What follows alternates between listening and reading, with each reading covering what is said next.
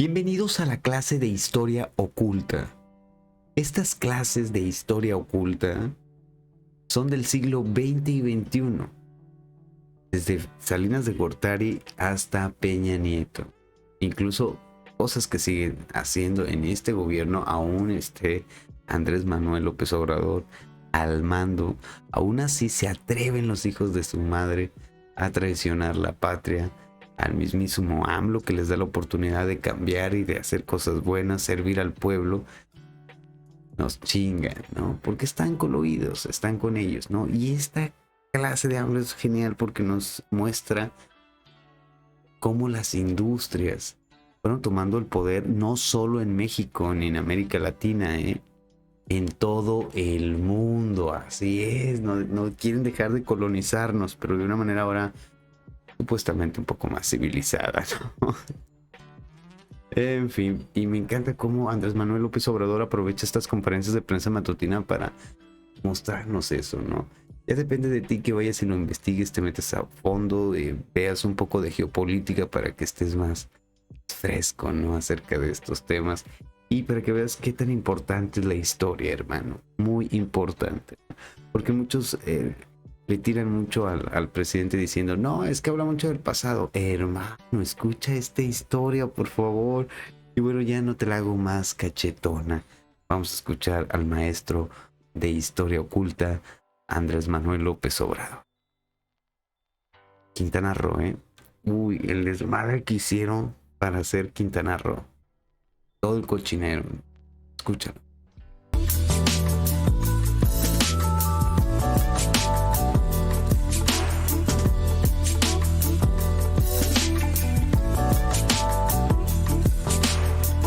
Defienden estos falsarios, ¿no? Uy, eso pero está nosotros buenísimo, tenemos que seguir adelante. En lo del Tren Maya buenísimo. del sureste, una de las regiones más abandonadas del país. Es muy sencillo de explicar. Durante el periodo neoliberal creció el norte,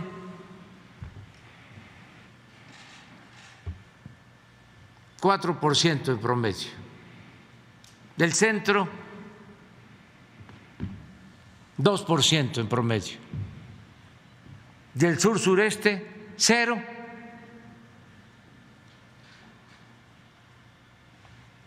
En más de 30 años se dedicaron a sacarles las riquezas a los estados del sur y del sureste, sobre todo el petróleo. Durante todo el periodo neoliberal, de los ingresos petroleros se integraba el presupuesto nacional. De cada peso, 40 centavos del presupuesto provenían del petróleo, de Campeche, de Tabasco, de Chiapas.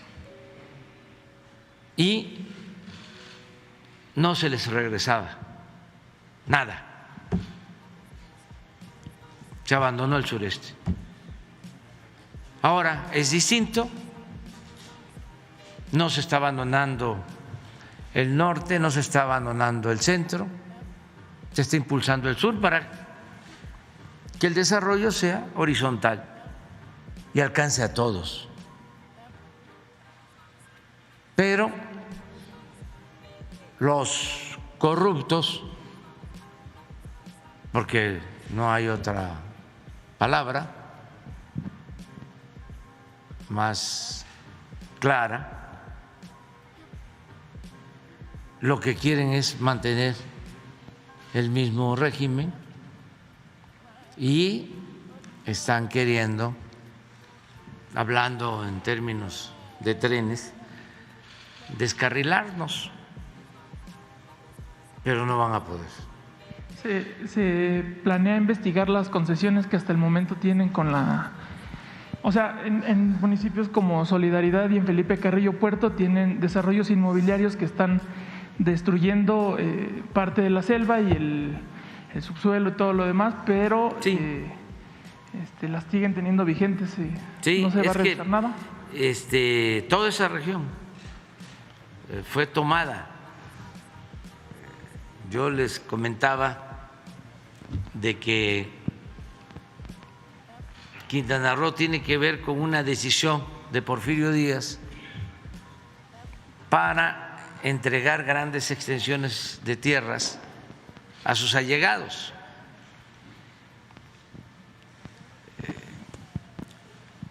Quintana Roo pertenecía, el territorio, a Yucatán.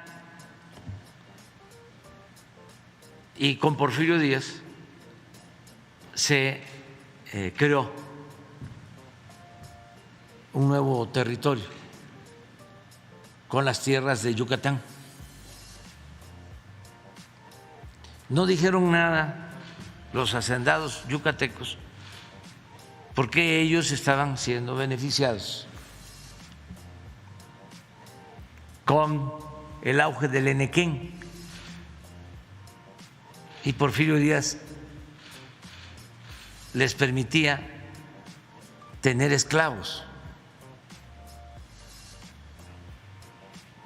Y por eso fue el progreso que me di bien de sabroso. Yucatán. Ese es el origen de el Paseo Montejo, de las casas muy lujosas del Paseo Montejo. Eran de hacendados. De ahí viene lo de la casta divina de Yucatán. Entonces, pues no les interesaba que la mitad del estado de Yucatán pasara a formar parte del territorio de Quintana Roo, porque además no estaba habitado o estaba habitado por comunidades mayas y no era mucha la población. Entonces, un hijo de Bernardo Reyes, un hermano del gran escritor Alfonso Reyes, tenía una gran extensión allá en Quintana Roo, entregada por Porfirio Díaz. Y ya también di a conocer de que la isla de Cozumel fue entregada al hermano del maestro Justo Sierra. Entonces, así se entregó. Pero era inhóspito, era malsano el clima. Se convirtió en prisión y allá llevaban a los opositores al régimen porfirista. Allá fueron, ya lo he explicado en varias ocasiones, los líderes de la huelga de Río Blanco, los llevaron presos y el que llegaba allá pues ya no salía por las enfermedades y por el maltrato y la violencia. Allá hubo exterminio de indígenas. Allá se fueron a formar los militares más represores. Allá estuvo Victoriano Huerta. Allá obtuvo el primer nivel, el primer grado como general. Los condecoraban por participar en las llamadas guerras contra los mayas y contra los yaquis. Entonces, de repente pasó como lo de la selva lacandona, después que las llamadas monterías, que eran campamentos manejados por grandes comerciantes extranjeros. Se dedicaban al corte de la madera, de la caoba, y sacaron muchísima madera, miles de trozas de madera, por el río Usumacinta hasta la costa. Y allí, en frontera, en las costas del Golfo, embarcaban toda esa madera a Nueva York, a Europa, porque estamos hablando de madera preciosa. Además, acuérdense de la rebelión de los colgados, de Bruno Traven. Un árbol de caoba no alcanza uno a abrazarlo, pero lleva su desarrollo 40, 50, 100 años. Entonces, había también esclavitud en las monterías, el famoso enganche. Se llevaban gente engañada a las monterías que les iban a pagar bien y ya no podían salir.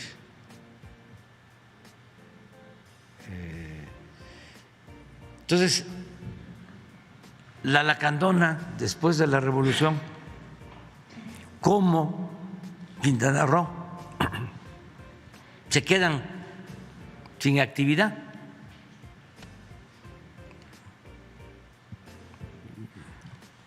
Todo lo que tenía de auge el río Usumacinta, la parte alta de Chiapas, límites con Guatemala, que era como la gran avenida para el traslado de madera, para las comunicaciones, con grandes embarcaciones hechas de esos árboles ahuecados. Eran las canoas, cayucos. Entonces todo eso se abandona.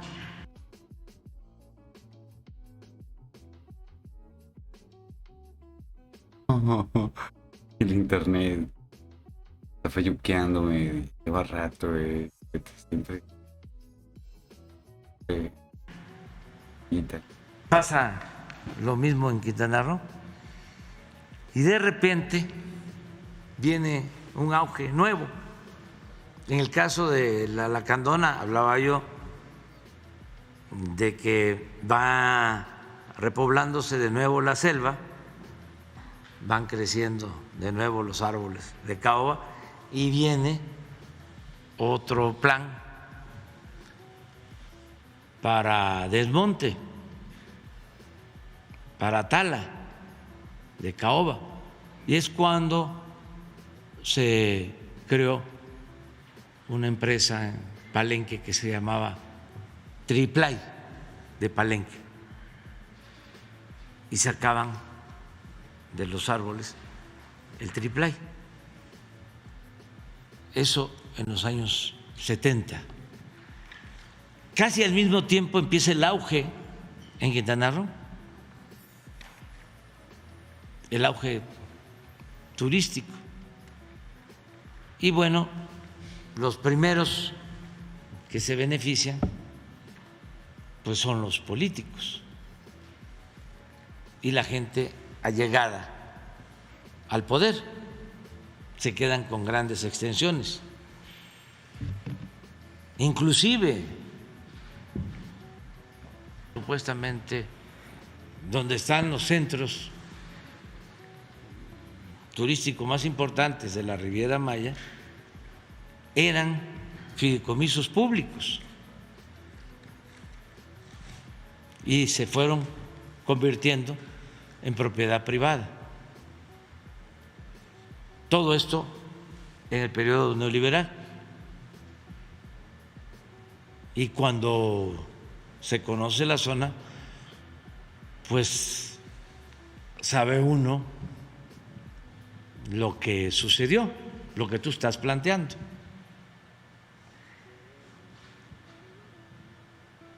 No es un secreto. Se sabe, por ejemplo, que un banquero famoso, Roberto Hernández, que era el principal accionista de Banamex, Don Robert. y que fue el que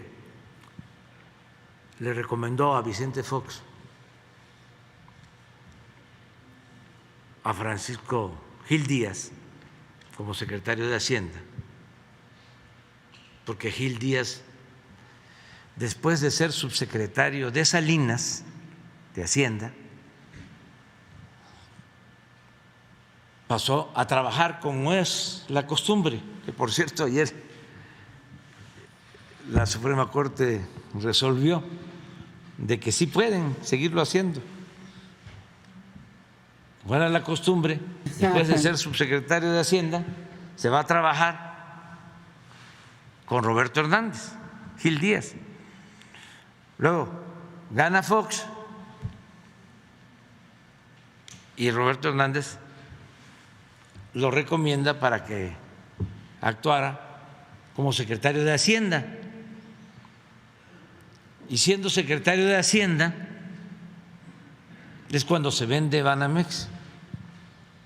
Roberto Hernández y otros socios venden Banamex en 12,000 millones de dólares y no pagaron ni un centavo de impuestos. Bueno,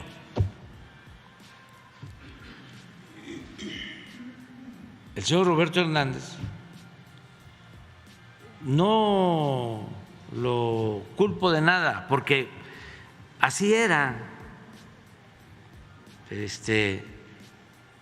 Además lo digo por los jóvenes, porque esto no se sabe. El señor Roberto Hernández pues simpatizaba con Fox, y cuando gana Fox, ya como presidente electo, Roberto Hernández le presta su casa, que es una isla en Quintana Roo, la isla de Pájaros, cerca de Tulum, que tiene pista de aterrizaje y es pues un paraíso. Allá se la pasó Fox. Entonces, todo eso es lo que ha sucedido en Quintana Roo, pero el colmo es que estos señores ahora se oponen, no todos, desde luego, no hay que generalizar, incluso no creo que Roberto Hernández se oponga. No, por lo menos en esos 42 empresarios no está. Pero hay otros que sí. Y echan a andar estas campañas con artistas que yo también pienso que muchos artistas ni siquiera sabían. Creo que algunos fueron usados.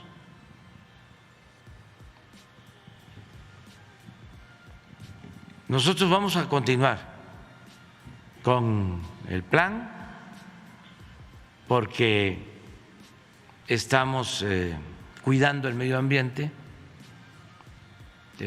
siempre lo vamos a hacer, y pues debe de tenerse en cuenta de que México, nuestro país, por primera vez en la historia, tiene un programa de reforestación que es el más importante del mundo. Estamos destinando 1.600 millones de dólares al año.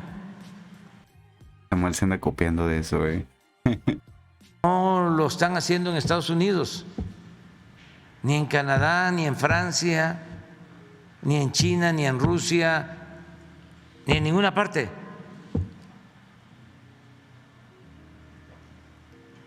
Sembrar más de 1 millón de hectáreas y sembrar caobas y cedros. Solo en los 5 estados del sureste por donde pasa el Tren Maya, más de 400,000 hectáreas. Chiapas 200,000. Pero en las zonas más cercanas al tren, en total 200,000 hectáreas. Estuve el fin de semana en Espujil. Ahí hay, en la región de Espujil, que es el municipio de Calakmul, como 6,000 sembradores que están recibiendo mes con mes un jornal para que cultiven, para que siembren sus parcelas, sus pequeñas propiedades. Pero eso muchos no lo saben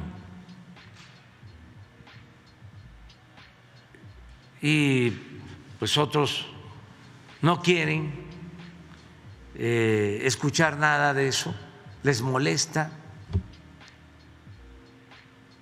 Pero bueno, ofrecemos disculpas porque vamos a seguir informando. Bien, ahí quedó la clase de historia oculta. Esto no te lo cuentan, esconden todo esto por todo el desmadre que hacían.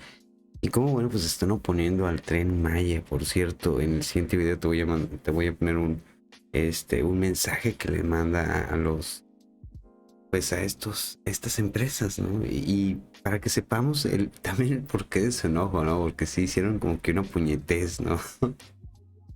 Pero bueno, ya lo veremos en el siguiente video. Esto es El Perro Político, o El Jardín de los Tricómics, o La Locura de Camisa. Ya no sé dónde lo voy a subir, hermano. Pero bueno, nos vemos.